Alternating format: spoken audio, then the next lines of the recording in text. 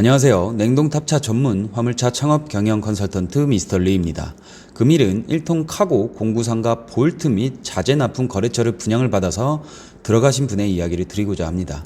한 분이 전화가 오셔서 1톤 카고 공구상가 쪽 일을 알바 천국을 통해서 보고 운수회사와 면접을 보았고 결국에는 계약서를 작성하고 잔금을 다 입금하여 투입을 결정하였다고 합니다.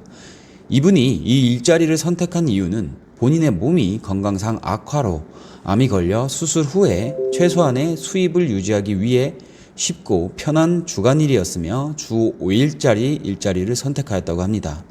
운수회사에서 선탑은 불가능하다고 말을 했으며 이 일은 주 5일이고 300완제이며 기름값은 별도로 나온다.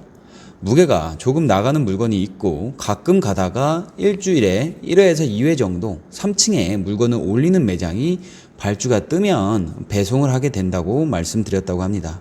이야기만을 듣고 계약서 작성과 계약금 및 잔금을 모두 치르고 그리고 나서야 선탑이 진행이 되었다고 합니다. 선탑을 해보니까 이것은 볼트 배송이라고 볼 수 없고 쇠파이프 배송이라고 볼 수 있을 정도로 쇠파이프의 양이 거의 대부분이었고 볼트의 배송은 거의 없었다고 합니다.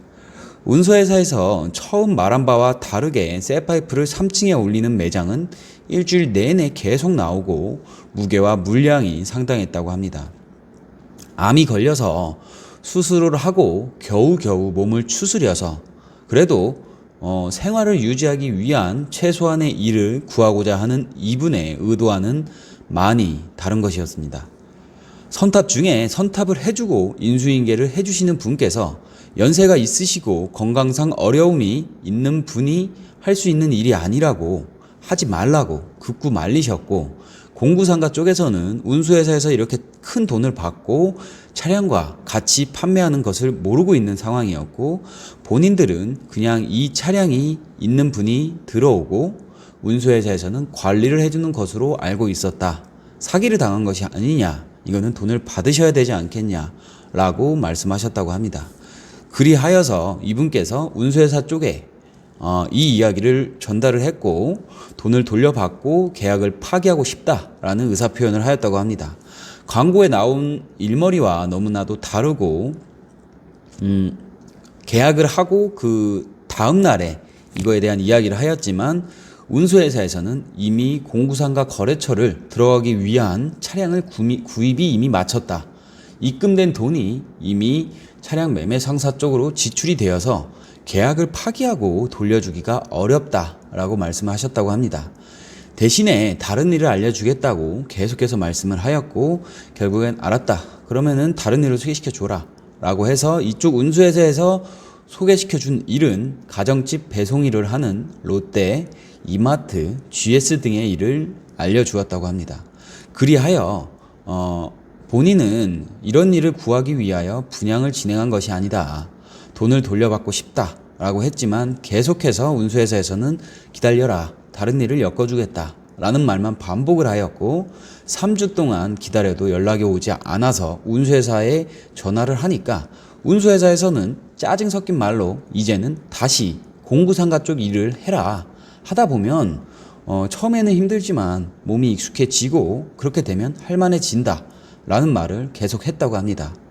돈을 돌려받을 수 있는 길이 없는지 저에게 전화를 하셔서 물어보셨고 저의 답변은 변호사를 선임하던가 본인이 법무사를 통하여 문서를 작성을 하고 직접 소송을 준비를 하고 증거물을 수집하여 소송을 진행하는 방법이 있고 요새는 간단하게 소액 청구 소송 심판이라는 것이 있으며 인터넷을 통해 작성이 가능하다라고 말씀드렸지만 연세가 많으신 이분으로서는 현재로서는 변호사 선임 비용도 없고 개인적으로 소송을 걸 수 있는 지식도 없다고 말씀하셨습니다.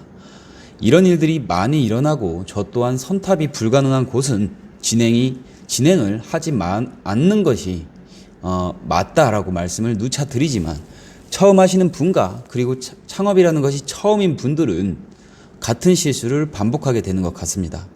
공구상가의 거래처를 조금 분석하자면 안산이나 구로 혹은 영등포에서 공구상가의 일이 많이 나오고 있지만 이것은 개인이 매장을 운영하는 곳이 많기 때문에 그 매장의 안정성 또한 떨어지며 선탑을 시켜주지 않는 이유 또한 일이 어렵고 힘든 일이 많고 선탑 중에 거래처에 이렇게 차량과 일자리를 엮어서 매매를 하는 것을 들키게 되면 거래처 쪽에서의 문제가 불거지기 때문입니다.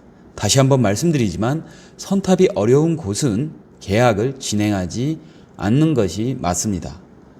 이런 문제가 계속 발생되는 것을 보면서 차량과 영업용 넘버를 가지고 들어갈 수 있는 거래처 일을 유튜브를 통하여 공유하고자 합니다.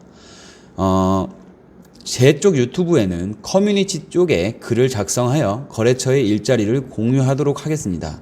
또한 요새 트럭맨이라고 하는 유튜버가 화물 차량 일자리를 많이 공유하고 있으니까 유튜브 검색창에 트럭맨을 검색하셔서 정보를 챙겨가시기 바랍니다. 이상으로 줄이도록 하겠습니다. 지식으로 정신을 무장하고 장점으로 돈을 벌어라. 냉동탑차 전문 화물차 창업 경영 컨설턴트 미스터 리였습니다. 좋아요와 구독, 공유, 알림 설정 부탁드리겠습니다. 감사합니다.